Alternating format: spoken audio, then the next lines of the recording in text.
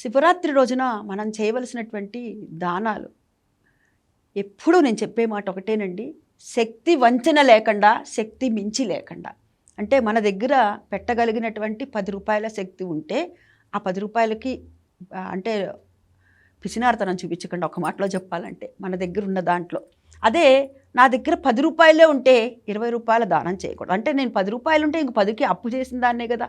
అప్పు చేసిన దానం కూడా దానం కిందకి రాదు. మనకి ఎంతవరకు శక్తి ఉంటే అంతవరకు శక్తికి వంచన లేకుండా దానం చేయాలి.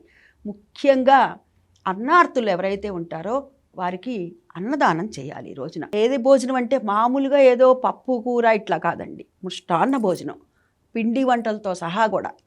5గురికే పెట్టగలమా? 5గురికి. 50 మందికి పెట్టగలమా? 50 మందికి. ఎప్పుడైతే మనం ఈ సంవత్సరము మన దగ్గర ఉన్న దాంట్లో 5గురికి పెట్టామో, పరమేశ్వరుడు మనకి 10 మందికి పెట్టేటటువంటి శక్తిని, బుద్ధిని కూడా ఇస్తాడు. మనం కేవలము పరమేశ్వరుని ఒకటే అడగటం కాదు, నాయన నాకు శక్తి అని అడగటం కాదు, నాకు శక్తిని ఇవ్వు, శక్తితో పాటు ఇచ్చే బుద్ధిని కూడా ఇవ్వని అడగాలి మనం.